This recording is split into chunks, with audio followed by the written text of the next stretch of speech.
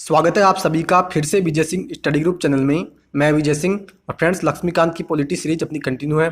हम चर्चा कर रहे थे संसद के बारे में और अभी तक मित्रों हमने जो है संसद के 8 भाग जो है कंप्लीट कर लिए हैं और आज मित्रों हमारा 9वां भाग है संसद का। तो जितने भी नए व्यूअर्स इस वीडियो को देख रहे हैं तो उन सभी से मैं कह रहा हूँ कि आप जो है पहले संसद के सभी जो भाग पहले मैंने डाले हैं वो सभी आप देख लीजिए, तो ज़्यादा आपको जो है इस भाग में समझ में आएगा। और फ्रेंड्स अभी तक आपने चैनल को सब्सक्राइब नहीं किया तो आप चैनल को सब्सक्राइब कर लीजिए और पास ही के नोटिफिकेशन बेल के ऑल के बटन पर आपको क्लिक करना है, तभी मेरी वीडियो के सारी नोटिफिकेशन आपको आसानी से मिलेंगे। तो फ्रेंड्स आज जो हम चर्चा करेंगे वो मैं आपको संक्षेप में बता दूँ। तो देखिए आज हम चर्चा करने जा रहे हैं एक तो धन विधेयक के बारे में, ठीक है, और साधारण विधेयक और धन विधेयक में अगर अंतर देखा जाए तो क्या क्या अंतर होता है तो वो भी हम चर्चा करेंगे, ठीक है। तो कह रहा है धन विधेयक के बारे में हम चर्चा कर रहे हैं। तो संविधान के अनुच्छेद 110 में धन विधेयक की परिभाषा दी है। मित्रों मैंने कई बार आपको बताया था कि हम जो है धन विधेयक के बारे में जब चर्चा करते हैं तो हमने जो उसका प्रावधान कहाँ किया, संविधान में और अनुच्छेद 110 में। तो वही बात यहाँ पे ये कह रहा है कि हमने अनुच्छेद 110 में जो है धन विधेयक की परिभाषा संविधान में दी है। और क्या परिभाषा हमने दी, कह रहा है इसके अनुसार कोई विधेयक तब धन विधेयक माना जाएगा, यानी यहाँ पे परिभाषा दी जा रही है धन विधेयक की, ठीक है।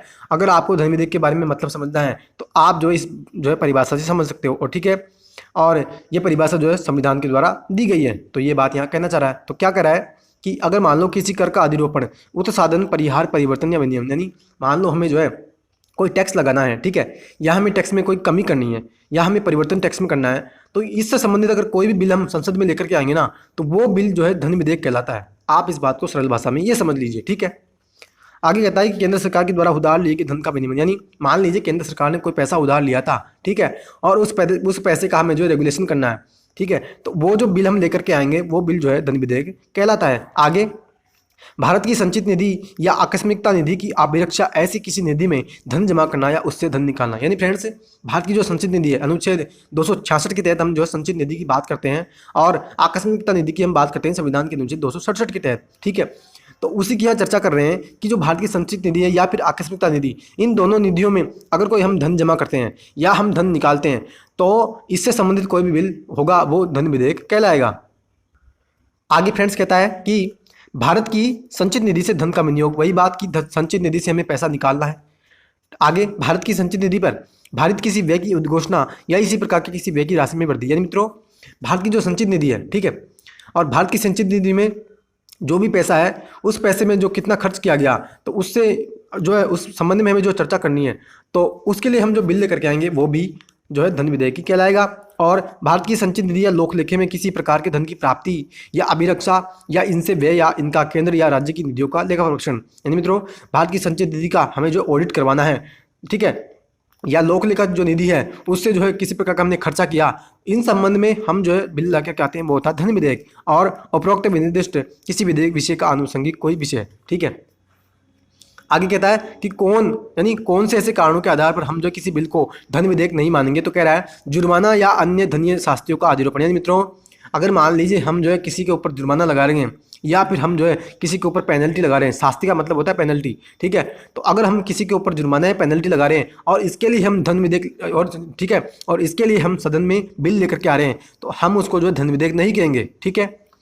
फिर कहता है अनुज्ञप्तियों के लिए फीसों या की गई सेवाओं के लिए फीसों की मांग करना, यानी मित्रों कोई सेवा हम जो कर रहे हैं और उसके लिए जो है पैसा हम खर्च करेंगे या हम पैसे की उसकी मांग कर रहे हैं तो वो भी जो बिल लेकर के आएंगे वो भी धन विधेयक नहीं होगा, ठीक है।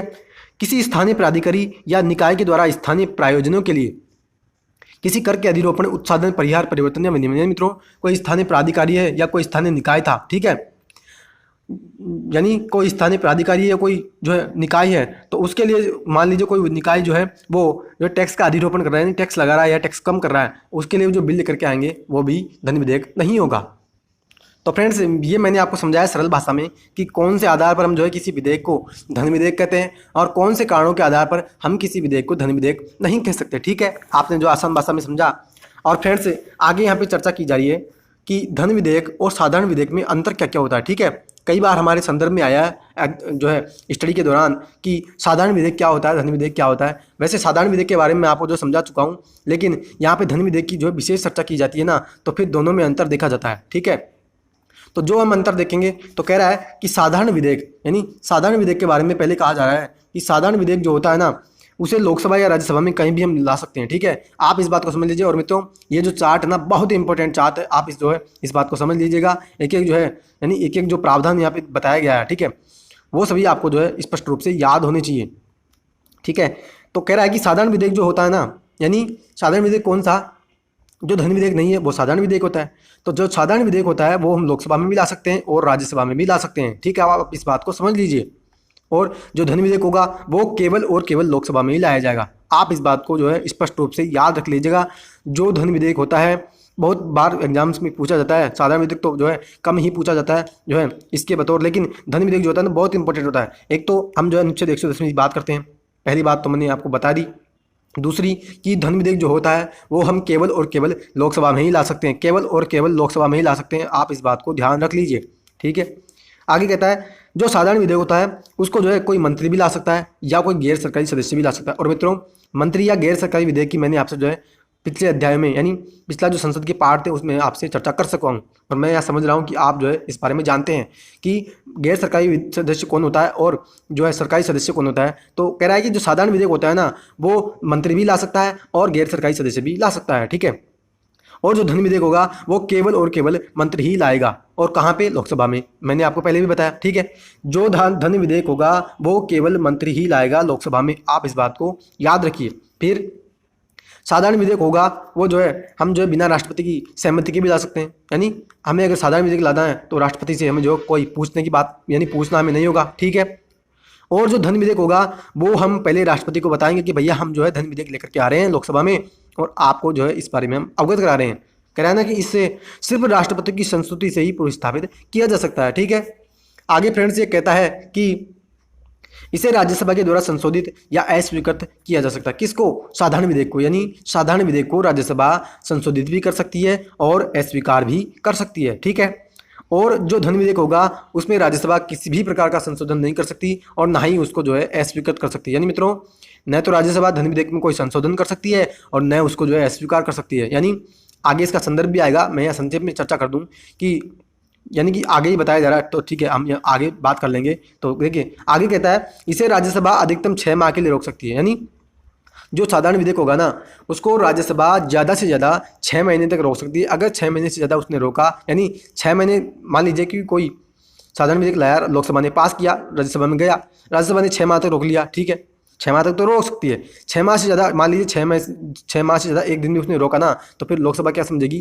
कि जो है वो हमारा जो विधेयक था वो पास हो गया। यानी 6 माह तक रोक लो, 6 माह से ज़्यादा तो आप रोक ही नहीं सकते। 6 माह के बाद अगर आप रोकोगे किसी बिल को तो फिर वो बिल पारित मान लिया जाएगा। ठीक है, साधारण विधेयक के संदर्भ में यहाँ मैंने चर्चा की। फिर धन विधेयक के बारे में ये कह रहा है कि राज्यसभा धन विधेयक को ज़्यादा से ज़्यादा 14 दिन तक रोक सकती है। यानी अगर वो धन विधेयक को रोकना चाहिए तो वो 14 दिन रोक सकती है। ठीक है, और 14 दिन से ज़्यादा अगर वो रोकेगी तो फिर वो धन विधेयक जो होगा वो पारित माना जाएगा। ठीक है, फिर साधारण विधेयक जो होगा राज्यसभा में भेजने के लिए अध्यक्ष के प्रमाण की जरूरत नहीं होती है। मित्रों, ऐसा कह रहा है कि जो साधारण विधेयक होता है ना उसको किसी भी प्रकार की जो है हमें प्रमाणित करने की आवश्यकता नहीं होती कि जो है अध्यक्ष की हमें प्रमाणन की आवश्यकता नहीं कि ये जो है साधारण विधेयक है या धन विधेयक। लेकिन जो धन विधेयक होता है उसको अध्यक्ष प्रमाणित करता है कि हाँ यह जो विधेयक है मेरे संदर्भ में जो लाया गया है वो विधेयक एक धन विधेयक है। ठीक है, और आगे कहता है इसे दोनों सदनों से पारित होने के बाद राष्ट्रपति की मंजूरी के लिए भेजा जाता है। असहमति की अवस्था में राष्ट्रपति संयुक्त बैठक बुला सकता है। मित्रों, ये कहना चाह रहा है कि अगर मान लो साधारण विधेयक पर जो है किसी प्रकार का विवाद हो जाए, यानी एक सदन जो है उसको पास ना करें, तो उस स्थिति में हम जो है उस बिल को पास करने के लिए जो है एक संयुक्त बैठक बुला सकते हैं। ठीक है, और आगे कहता है कि जो धन विधेयक है उसके बारे में बात की जाती है कि अगर मान लो कि सिर्फ इसे लोकसभा से पारित होने के बाद राष्ट्रपति की मंजूरी के लिए भेजा जाता है, इसमें दोनों सदनों के बीच असहमति का कोई अवसर ही नहीं होता, इसलिए संयुक्त बैठक का कोई प्रावधान नहीं है। यानी मित्रों, धन विधेयक की मैंने आपसे चर्चा की कि धन विधेयक को राज्यसभा ज़्यादा से ज़्यादा 14 दिन के लिए रोक सकती है। तो 14 दिन के बाद अगर मान लीजिए 14 दिन से ज़्यादा उसको रोकती है तो वो तो बिल वैसे ही पारित मान लिया जाता है। तो फिर वहाँ तो कोई विवाद ही नहीं उत्पन्न होता ना असहमति के बारे में। तो फिर वहाँ जो है संसद ने जो संविधान है उसने जो संयुक्त बैठक का प्रावधान भी नहीं किया। ठीक है, और इसके लोकसभा में अस्वीकृत होने पर सरकार को त्यागपत्र देना पड़ सकता है। इसके लोकसभा में अस्वीकृत होने पर सरकार को त्यागपत्र जो है देना पड़ सकता है। यानी मित्रों, जो साधारण विधेयक है और जो लोकसभा जो धन विधेयक है, अगर ये दोनों विधेयक ही जो है अगर सदन में पारित ना हो तो सरकार जो है उसको लिए यानी सरकार को फिर त्यागपत्र देना पड़ सकता है। आगे कहते हैं अस्वीकृति पारित या राष्ट्रपति के द्वारा पुनर्विचार के लिए भेजा जा सकता है। इसे अस्वीकृत या पारित किया जा सकता है, लेकिन राष्ट्रपति पुनर्विचार के लिए नहीं भेज सकता। यानी मित्रों आप इस बात को फिर से समझ लीजिए कि जो धन विधेयक होगा हमने लाया तो है राष्ट्रपति की जो है पूर्व सहमति से, ठीक है, लेकिन जो राष्ट्रपति होगा ना वो उस धन विधेयक को पुनर्विचार के लिए नहीं लौटा सकता। यानी वो नहीं, ये नहीं कह सकता कि आप जो है इस विधेयक पर एक बार फिर से जो है विचार कर लीजिए, ठीक है। लेकिन जो साधारण विधेयक होता है ना उसको जो राष्ट्रपति इसके लिए भेज सकते हैं कि हाँ आप जो है इस विधेयक को एक बार फिर से आप इस विधेयक पर एक बार फिर से पुनर्विचार कर लीजिए। तो मित्रों यहाँ मैंने आपको समझाया एक जो है आसान शब्दों में और विस्तृत रूप से मैंने आपको समझाया कि जो साधारण विधेयक होता है और धन विधेयक इन दोनों में अंतर क्या क्या होता है। तो आशा करता हूँ कि मैंने जो है आपको जो समझाया आपको जो है अच्छी प्रकार से समझ में आया होगा। और मित्रों कहीं भी अगर आपको जो है समझ में ना आया हो तो आप एक बार जो है फिर से इस वीडियो को जो है रिवाइज करके यानी रिवाइंड करके आप जो इस वीडियो को एक बार जो है फिर से सुन लीजिएगा, ठीक है। और आगे हम बात करेंगे धन विधेयक के संबंध में लोकसभा के अध्यक्ष का निर्णय अंतिम होता है। उसके निर्णय को किसी न्यायालय, संसद या राष्ट्रपति के द्वारा चुनौती नहीं दी जा सकती। यानी मित्रों अगर मान लो लोकसभा अध्यक्ष यह कह दे कि हाँ ये जो विधेयक लाया गया था ये विधेयक धन विधेयक है, तो जो है फिर कोई भी न्यायालय चाहे राष्ट्रपति ही क्यों ना हो और संसद ही क्यों ना हो ये नहीं कह सकती कि हाँ ये जो लोकसभा अध्यक्ष ने निर्णय लिया कि ये जो धन विधेयक है या साधारण विधेयक है, यानी कि ये जो धन विधेयक जो लाया गया था जो है उस विधेयक को जो गलत तरीके से उनसे जो सत्यापित किया कि ये धन विधेयक नहीं था, तो ऐसा जो है कोई भी नहीं कह सकता कि ये विधेयक धन विधेयक नहीं है। जो लोकसभा अध्यक्ष ने उसने कह दिया कि धन विधेयक है तो वो विधेयक धन विधेयक ही होगा, ठीक है, वो फिर साधारण विधेयक नहीं हो सकता। और आगे कहता है धन विधेयक केवल लोकसभा में राष्ट्रपति की सिफारिश से ला सकते हैं, ये मैंने आपको पहले भी बताया। फिर इस प्रकार के प्रत्येक विधेयक को सरकारी विधेयक माना जाता है और केवल मंत्री ही प्रस्तुत कर सकता है, यह भी मैंने आपको बताया। आगे लोकसभा में पारित होने के उपरांत इसे राज्यसभा के विचार भेजा जाता है। राज्यसभा के पास धन विधेयक के संबंध में प्रतिबंधित शक्तियां हैं। यह धन विधेयक को अस्वीकृत या संशोधित नहीं कर सकती, केवल सिफारिश कर सकती है और 14 दिन के भीतर उसको जो है स्वीकृति देनी होती है, अन्यथा वह राज्यसभा के द्वारा पारित समझा जाता है। मित्रों मैंने आपको जो है पहले भी समझाया और फिर समझाऊं एक बार कि राज्यसभा धन विधेयक को ज़्यादा से ज़्यादा 14 दिन तक रोक सकती है और 14 दिन से ज़्यादा अगर उसने रोका तो वो बिल पारित मान लिया जाता है, ठीक है।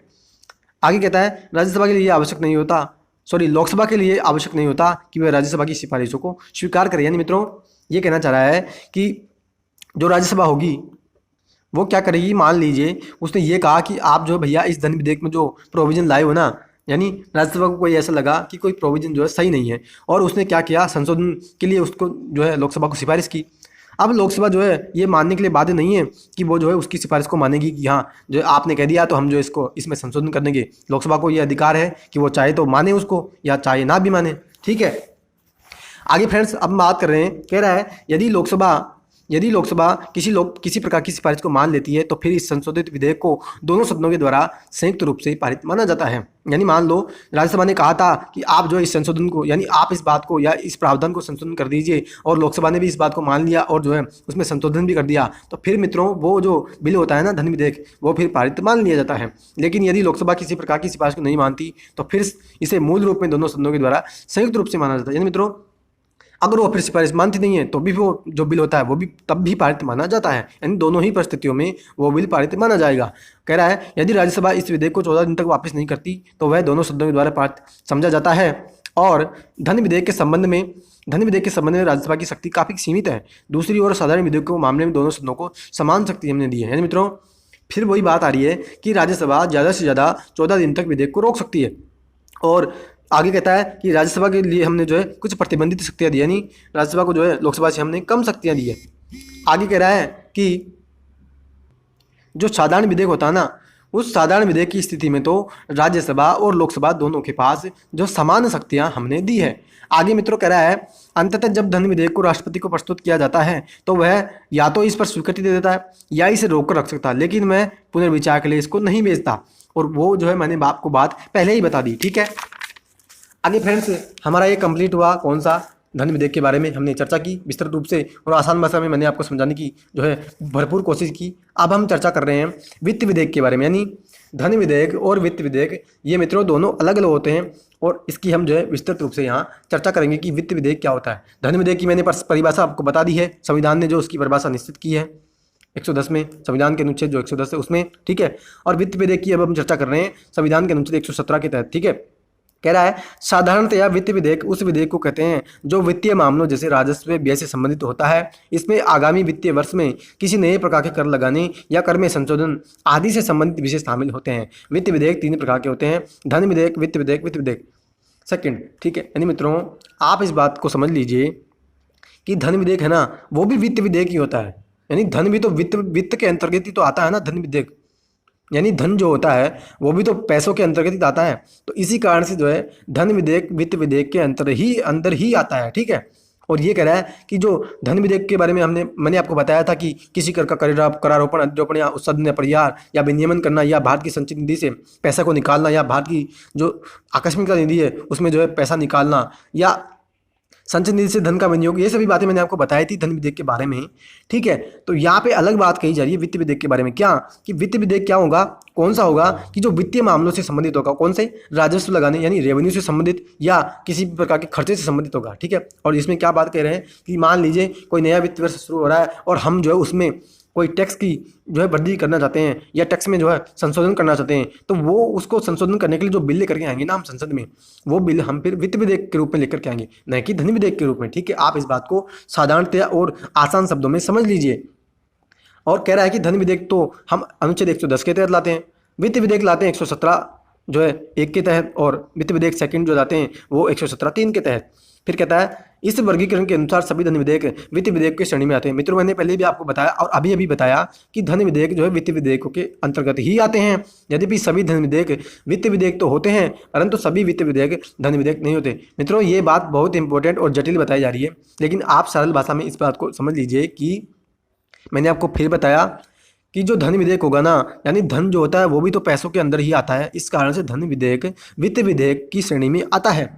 लेकिन जो वित्त विधेयक होता है ना वो धन विधेयक नहीं होता, क्योंकि वित्त विधेयक के मामले में जो है अलग प्रावधान लागू होते हैं और धन विधेयक में अलग प्रावधान। मित्रों वित्त विधेयक जो होता है ना वो तो हम जो कहीं भी ला सकते हैं, विस्तृत रूप से तो हम आगे चर्चा करेंगे, लेकिन संक्षेप में मैं बता रहा हूँ वित्त विधेयक तो हम कहीं भी ला सकते हैं ना। इस कारण से जो है, और धन विधेयक हम जो लोकसभा में लाते हैं, इस कारण से जो है अलग अलग यहाँ पे उसकी बात कही जा रही है। और आगे कहते हैं कि वे वित्त विधेयक ही धन विधेयक होते हैं जिनका उल्लेख संविधान के अनुच्छेद 110 में। यानी मित्रों अगर कोई वित्त विधेयक तब ही धन विधेयक कहलाएगा यदि वो, यानी जो प्रावधान हमने 110 में संविधान के अनुच्छेद 110 में किए हैं, अगर वो प्रावधान उस वित्त विधेयक पर लागू होते हैं तो फिर वो वित्त विधेयक धन विधेयक की श्रेणी में गिना जाता है। और कह रहा है कि जो वित्त विधेयक होता है ना वो हमने 2 भागों में उसको बांट रखा 117 के तहत।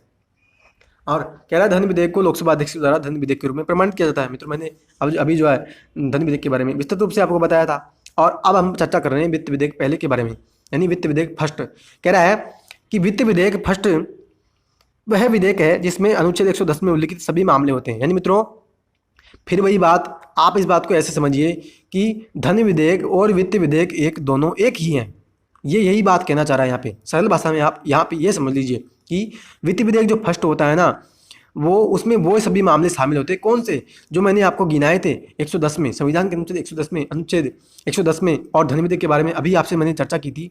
तो वही जो बातें हमने गिनाई तो वही बातें जो है संविधान के अनुच्छेद जो 117 है, यानी 117(1) वित्त विधेयक फर्स्ट, तो वही बातें इसमें भी शामिल होती है। और कह रहा है कि जैसे एक विधेयक जिसमें ऋण, यानी यहाँ से पढ़िए कि वित्त विधेयक फर्स्ट 2 रूपों में धन विधेयक के समान है। कह रहा है कौन कौन से रूपों में, यानी वित्त विधेयक को हम धन विधेयक के रूप में जो है कैसे समान रूप से देख सकते हैं। तो कह रहा है कि दोनों लोकसभा में ला सकते हैं और दोनों को राष्ट्रपति की सहमति के बाद ही पेश किया जाता है। मित्रों धन विधेयक और वित्त विधेयक फर्स्ट दोनों एक समान हैं, दोनों लोकसभा में ही लाए जाते हैं, दोनों राष्ट्रपति की पूर्व सहमति से लाए जाते हैं। ठीक है, आप इस बात को समझ लीजिए, वित्त विधेयक फर्स्ट और धन विधेयक दोनों लोकसभा में लाए जाते हैं और दोनों समान हैं।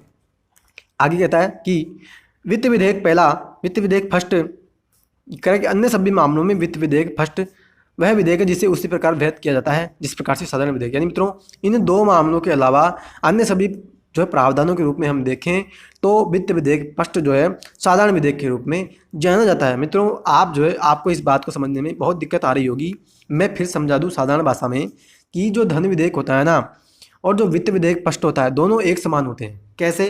कि वित्त विधेयक फर्स्ट में भी वही प्रावधान शामिल है जो धन विधेयक में शामिल है, इस कारण से दोनों को हम समान मान रहे हैं। ठीक है, और दोनों लोकसभा में लाए जाते हैं, दोनों राष्ट्रपति की पूर्व सहमति से लाए जाते हैं। ठीक है, और ये कह रहा है कि इन दोनों बातों के अलावा सभी मामलों में वित्त विधेयक जो होता है फर्स्ट, वो जो है एक साधारण विधेयक की तरह माना जाता है। यानी हम जो है अन्य मामलों में फिर उसके साथ व्यवहार कैसा करेंगे, साधारण विधेयक की भांति व्यवहार करेंगे। कह रहा है यदि इस प्रकार के विधेयक में दोनों सदनों के बीच कोई गतिरोध होता है तो राष्ट्रपति दोनों सदनों के गतिरोध होने पर संयुक्त बैठक बुला सकता है। जब विधेयक राष्ट्रपति को प्रस्तुत किया जाता है तो वह या तो विधेयक को स्वीकृति दे देता है या रोक सकता है या फिर उसको पुनर्विचार के लिए लौटा सकता है। मतलब मित्रों ये कहना चाह रहा है कि जो धन विधेयक है और वित्त विधेयक फर्स्ट, ये जो दो बातें मैंने आपको बताई थी ना, इन दोनों बातों के अलावा अन्य सभी मामलों में हम उसके साथ व्यवहार करते हैं साधारण विधेयक की भांति। ठीक है, कैसे कि अगर मान लो गतिरोध हो जाएगा वित्त विधेयक फर्स्ट पे तो फिर हम जो है संयुक्त बैठक बुला सकते हैं। और मित्रों धन विधेयक पे हम संयुक्त बैठक नहीं बुला सकते, मैंने आपको फिर बता रहा हूँ, मैं आपको फिर बता रहा हूँ। ठीक है, कि धन विधेयक के मामले में हम संयुक्त बैठक जो होती है वो नहीं बुला सकते, लेकिन वित्त विधेयक फर्स्ट के मामले में हम संयुक्त बैठक बुला सकते हैं। और राष्ट्रपति धन विधेयक के मामले में हमने देखा था कि राष्ट्रपति धन विधेयक को जो है पुनर्विचार के लिए नहीं लौटा सकता, लेकिन वित्त विधेयक फर्स्ट को राष्ट्रपति पुनर्विचार के लिए लौटा सकता है। आप इस बात को फिर से समझ लीजिए। और फिर से मैंने आपको जो है समझाने की भरपूर कोशिश की है वित्त विधेयक फर्स्ट और धन विधेयक जो है इसके बारे में। और अगर मान लो आपको जो कोई दिक्कत आई हो तो आप जो बार बार इस जो है कथन को मेरे जो मैंने आपको बोला उसको ध्यान से सुनिएगा। मैं आशा करता हूँ और मैं गारंटी देता हूँ कि आपको जो है ये दोनों बातें समझ में आ जाएगी, वित्त विधेयक और धन विधेयक वित्त विधेयक फर्स्ट और धन विधेयक के बारे में। ठीक है, अब हम फ्रेंड्स चर्चा कर रहे हैं वित्त विधेयक सेकंड के बारे में। यानी वित्त विधेयक सेकंड क्या होता है उसके बारे में बता रहे हैं कि एक वित्त विधेयक सेकंड में भारत की संचित निधि पर भारित व्यय संबंधी उपबंध शामिल होते हैं, लेकिन इसमें वह कोई मामला नहीं होता जिसका उल्लेख हमने 110 में किया है। यानी मित्रों ये कह रहा है कि जो भी बातें अगर भारत की संचित निधि पर लागू होगी ना, उसके लिए हम कोई भी बिल लेकर के आएंगे वो विधेयक क्या कहलाएगा, वो विधेयक कहलाएगा वित्त विधेयक सेकंड। ठीक है, और इसमें वो बातें हम शामिल नहीं करते जो संविधान के अनुच्छेद 110 में करते हैं। यानी मित्रों हम उसमें वो बातें शामिल नहीं करते जो हमने धन विधेयक में की थी, फिर तो वो धन विधेयक कहलाएगा। इसी संदर्भ में ये कह रहे हैं कि वित्त विधेयक सेकंड में धन विधेयक की बातें हम शामिल नहीं करते, हम तो इसमें भारतीय संचित निधि पर जो भारित व्यय होते हैं यानी कि ऐसा समझिए जिस भी पैसे का भार भारत की संचित निधि पर पड़ेगा तो उसके लिए हम जो बिल लेकर के आएंगे वो बिल कहलाता है वित्त विधेयक सेकंड। आप इस बात को समझ लीजिए आसानी से। आगे कह रहा है इस विधेयक की एकमात्र विशेषता यह है संसद के किसी भी सदन के द्वारा इसे तब तक पारित नहीं किया जाएगा जब तक राष्ट्रपति सदन को ऐसा करने के लिए न कहे। यानी मित्रों इस बात की एक विशेषता बताई जा रही है किसकी, वित्त विधेयक सेकंड की, कि वित्त विधेयक जो सेकंड अगर मान लो संसद में लेकर के आया गया और इस विधेयक को जो है तब तक पारित नहीं करेगी सदन, यानी सदन में जिस भी सदन में लेकर के आ रहे हैं वो सदन तब तक इसको पारित नहीं करेगा जब तक राष्ट्रपति जो है इसको पारित करने के लिए न कहे। आप इस बात को समझो। फिर वित्त विधेयक सेकंड को संसद के किसी भी सदन में पुनः स्थापित किया जा सकता है तथा इसे प्रस्तुत करने के लिए राष्ट्रपति की सहमति की आवश्यकता नहीं होती। मित्रों वही बात, यानी धन विधेयक और वित्त विधेयक फर्स्ट में तो मैंने आपको बताया था कि दोनों को जो है हमें जो है लोकसभा में लाने के लिए जो है राष्ट्रपति की पूर्व सहमति लेनी पड़ेगी, लेकिन यहाँ पे बताया जा रहा है वित्त विधेयक सेकंड को लाने के लिए हमें किसी भी व्यक्ति की सहमति की आवश्यकता नहीं है। और वही बात यहाँ कही जा रही है कि अगर मान लीजिए वित्त विधेयक सेकंड के मामले में कोई मुद्दा उठता है कि जो बिल को पास नहीं करने का, यानी दोनों ही सदन इसे अस्वीकार कर सकते हैं। यदि इस प्रकार के विधेयक में अगर कोई गतिरोध होता है तो राष्ट्रपति फिर संयुक्त बैठक भी बुला सकता है। और मित्रों जो मैंने आपको बताई थी बात वित्त विधेयक फर्स्ट में भी बताई थी कि जो दो बातें मैंने आपको बताई कि एक तो जो है लोकसभा में ही वित्त विधेयक फर्स्ट और धन विधेयक को लाया जाता है और दोनों को राष्ट्रपति की सहमति से ही लाया जाता है, लेकिन उसके अलावा मैंने आपको बताई थी वित्त विधेयक के मामले में कि अगर मान लो वित्त विधेयक फर्स्ट को अगर कोई सदन पास नहीं करता है तो फिर जो संयुक्त बैठक है हम बुला सकते हैं। तो वही बात यहाँ पे भी कह रहे हैं कि वित्त विधेयक सेकंड को भी अगर कोई सदन पास ना करे ना तो हम फिर उसको पास कराने के लिए संयुक्त बैठक बुला सकते हैं। ठीक है, तो फ्रेंड्स आज का लेक्चर हम यहीं स्टॉप रखते हैं। आज मैंने आपको जो है भरपूर कोशिश की आपको समझाने में कि धन विधेयक और वित्त विधेयक में अंतर क्या होता है। सभी जो धन विधेयक है वो वित्त विधेयक तो होते हैं, यानी धन विधेयक वित्त के अंदर तो आते हैं, लेकिन जो वित्त विधेयक हैं वो धन विधेयक नहीं गिने जाते। तो फ्रेंड्स आज हम लेक्चर को यहीं स्टॉप रखते हैं और आशा करता हूँ आपका लेक्चर आपको जो है बहुत आसानी से समझ में आएगा। कहीं भी अगर आपको दिक्कत आई हो तो फिर से मैं कह रहा हूँ आप जो है बार बार इस वीडियो को सुन लीजिएगा। और मित्रों मैंने पहले भी किसी लेक्चर में चर्चा की थी कि सुनने से ज़्यादा हमको जो है याद होता है, तो इसी कारण से मैं कह रहा हूँ आप जो है बार बार जो है ध्यान लगा कर इस वीडियो को सुनिएगा, आपको आसानी से समझ में आ जाएगा। तो फ्रेंड्स आज का लेक्चर आपको कैसा लगा आप अपनी प्रतिक्रिया कमेंट बॉक्स में जरूर देना। तो फ्रेंड्स अब हम मिलेंगे नए जो है लेक्चर में और हम स्टार्ट करेंगे दोनों सदनों की जो संयुक्त बैठक होती है, यानी कोई बिल अगर मान लीजिए पास नहीं करे कोई सदन, उस मामले में जो हम संयुक्त बैठक बुलाते हैं सदन की, तो उसकी हम जो है अगले लेक्चर में चर्चा करेंगे। तो फ्रेंड्स, तब तक के लिए हैव अ नाइस डे। जय हिंद, जय भारत, वंदे मातरम।